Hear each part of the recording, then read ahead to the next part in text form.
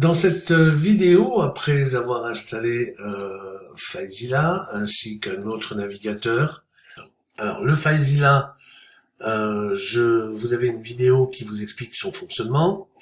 Ici, j'ai un fichier dans lequel j'ai mis des exemples. Donc là, en fait, tiens, cet exemple-là, on n'en a pas besoin. Voilà, j'ai mis 3 exemples. Donc un PDF, un docx et une image JPG. D'accord? Le docx est très peu lourd, il fait 23 kg. Sinon, le PDF fait 4 mégas 9, presque 5 mégas, et le JPEG fait 8 mégas 7. Donc ces deux fichiers, il y a des chances qu'ils ne passent pas par mail. D'où l'intérêt de les compresser. Alors, les compresser, ben, on va le faire pour ces 3 fichiers, d'accord? Donc, la compression, il nous faut un logiciel pour le compresser avec un mot de passe, et pour cela, on va aller sur Internet, récupérer le logiciel dont je vous ai déjà parlé, le 7Z, c'est ce qu'on va rechercher. Alors, voilà. Donc, on va faire une recherche ici sur 7Z, tout simplement. 7Z, en fait, voilà. Download 7zip. Le 7Z, c'est la version Mac, en réalité. Hein. Donc là, je vais pas traduire la page, puisqu'ici, j'ai la possibilité d'avoir la page en français. Voilà. Et en français, j'ai donc ici les deux possibilités de télécharger le logiciel en fonction de votre ordinateur. S'il est récent, vous prendrez le 64 bits, s'il est plus vieux, le 34 bits. Je vous passe l'installation d'un logiciel, ça vous devez faire. Une fois qu'il est installé, votre logiciel, vous aurez ici un nouvel entrée dans le clic droit. Vous avez l'entrée 7zip. Dans cette entrée 7zip, vous allez toujours choisir ajouter à l'archive. Quel que soit le nombre de propositions qui vous sont faites ici, vous faites ajouter à l'archive. Alors, l'archive, vous avez ici, alors attention parce que en réalité ici, je suis en train de regarder, oui. Alors, ici, le point zip ici doit être rajouté normalement à doit être rajouté. Ici, c'est un PDF dont on parle, d'accord? On le voit ici, hein, c'est un PDF. Donc, en fait, ce qu'il faut faire ici, c'est .pdf.zip. Alors, je sais pas s'il y a une méthode de compression, des flats, nombre de threads, ok, divisé en volume, donc c'est le paramètre.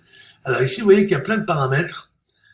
Mode de mise à jour, ajouter, remplacer les fichiers, mode de chemin relatif, compresser les fichiers partagés, effacer les fichiers après la compression, non, surtout pas. Alors, ici, le mot de passe, eh ben, on va donner un mot de passe à notre fichier zip. 1, 2, 3, 4, 5, 6. D'accord? Et je valide, tout simplement. Vous voyez que c'est assez rapide. J'ai mon fichier ici. Ici, c'est un docx. On va le compresser aussi.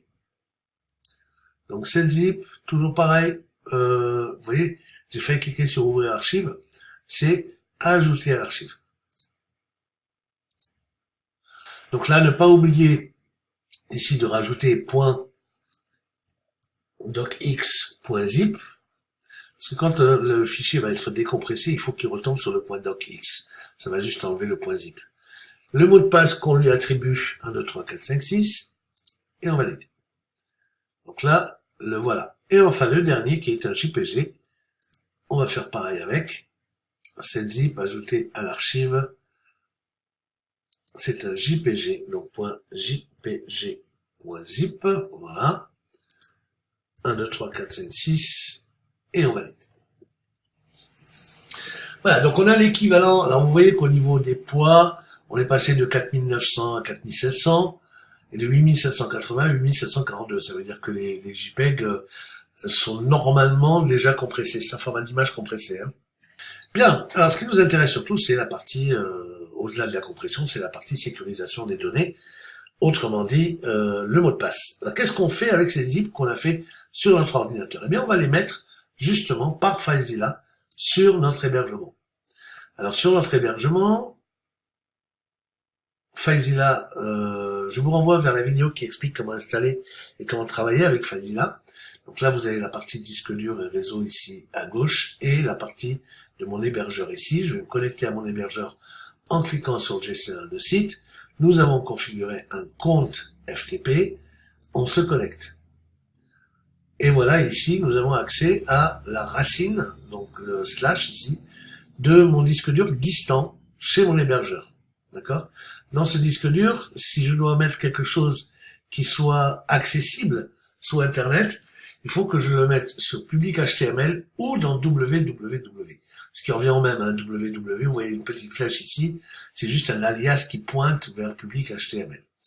Donc dans public HTML, j'ai créé un dossier que j'ai appelé FileZilla, voilà, où j'ai mis plein de choses, mais on va plutôt les supprimer. Voilà, donc là, tout est supprimé. Et maintenant, on va aller ici, dans notre exemple, on va aller prendre les 3 zip et non pas PDF, avec un clic droit, envoyer. Ou alors, on prend et on glisse. Alors attention, faut vraiment prendre et glisser. Voilà. On va faire la même chose avec le dernier, le Shutterstock. Et voilà, j'ai donc ici maintenant 3 fichiers qui se situent sur public HTML. Alors, qu'est-ce que c'est public HTML? Ben, ça représente le nom de domaine, c'est-à-dire ici https://stratosweb.fr. J'ai créé un dossier FileZilla. Donc là, je vais me connecter sur ce dossier FileZilla.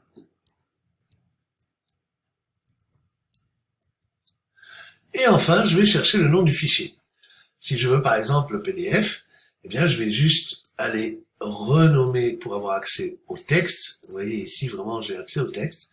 Donc ça me permet de le copier et d'aller le coller derrière mon URL ici. Et voilà maintenant l'URL de mon fichier zip qui est complète. Je vais la copier et on va valider avec entrée. Ça devrait, comme c'est un zip, ça devrait nous proposer de télécharger. D'ailleurs, ça le télécharge directement comme vous pouvez le voir ici. Alors, maintenant qu'on l'a téléchargé, ah oui, non, ça sert à rien de le télécharger, attendez. J'ai pas effacé, j'ai pas encore effacé. Voilà, ici, il faudrait peut-être que j'efface tout ça maintenant sur mon disque dur pour être sûr de ce qu'on fait. Donc là, je supprime tout. Voilà, je vide carrément la corbeille, comme ça on est sûr de ne plus rien avoir. Voilà, et c'est maintenant qu'on va coller et aller télécharger ce fameux zip. On va faire la même chose avec l'autre. Alors là, du coup, je vais coller simplement, mais pas accéder. Je vais zapper ça et on va passer au deuxième fichier zip.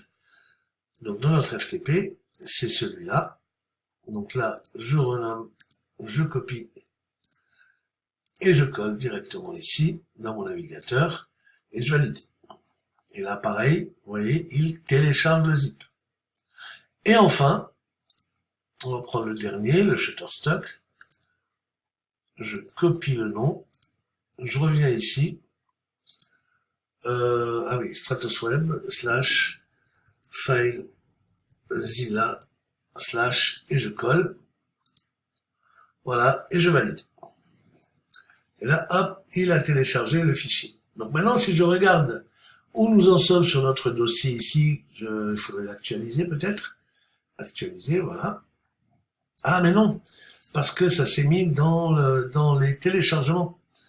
Donc on va aller regarder le fichier dans le dossier. Effectivement, c'est normal que ça soit vide, parce que par défaut, ça les met dans les téléchargements, comme on peut le voir ici. Vous voyez, je suis dans Mac Home Downloads téléchargement. Donc ce que je vais faire, c'est que je vais le couper de là. Voilà. Et on va le coller ici. Voilà, on va faire pareil avec les autres. Comme j'en ai beaucoup, il vaut mieux le rechercher depuis le navigateur. C'est-à-dire ici, un fichier dans le dossier, voilà, on va le couper, on va le coller ici, et enfin, on va faire pareil avec le troisième ici, un fichier dans le dossier, les 10 fiches, on va couper, et on va, oh mince, ok, bon, c'est pas grave, on est sur le bureau, et on est dans l'exemple, voilà, et je colle. Alors voilà. Donc je viens, alors là il y a, pardon, il y a ici entre parenthèses le 1, c'est parce que j'ai déjà téléchargé le fichier. Hein. Normalement il arrive comme ça. Voilà. Et maintenant, donc quelqu'un qui aurait eu accès à mes liens de téléchargement a pu télécharger ces 3 éléments. Mais maintenant, s'il veut les ouvrir, il est obligé de les décompresser. Comme vous le voyez, hein, si je regarde avec des icônes, c'est bien des icônes de compression et on voit bien le point zip.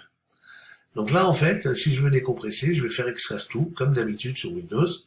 Et là, il me demande d'extraire dans quel dossier. Je fais extraire.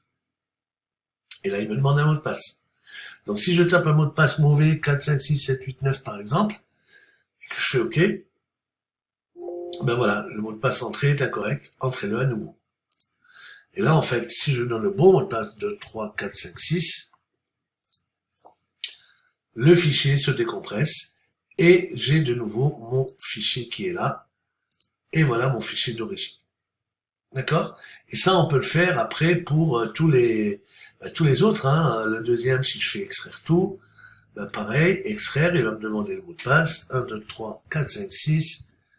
Voilà. Et on retombe. Alors attention, parce qu'il vous fait, c'est pas forcément le fichier en lui-même, hein. Il vous fait un dossier dans lequel se trouve le fichier. D'accord? Donc pensez-y. Hein. Ici, c'est pareil pour le fichier Word. Il m'a créé un dossier dans lequel il a mis le fichier Word. C'est pas un accès directement au fichier. Mais ça veut dire aussi qu'une fois que vous avez téléchargé le Shutterstock et l'Acteur Pro, ça veut dire que les points zip, vous pouvez les supprimer évidemment. Hein. On va faire la même chose pour le dernier, pour le fun, extraire tout, et voilà, le mot de passe, sinon l'accès n'est pas disponible. Et voilà, vous savez maintenant, après cette vidéo, comment compresser un fichier avec un mot de passe de manière à sécuriser vos données pour les mettre sur le cloud. Le cloud peut être un cloud qui ne vous appartient pas, tel que Google Drive ou Dropbox, ou alors encore mieux, faire comme je viens de faire, à l'aide du logiciel de transfert de fichiers, FileZilla, vous pouvez travailler directement sur votre propre serveur. Je vous remercie de votre attention, à bientôt.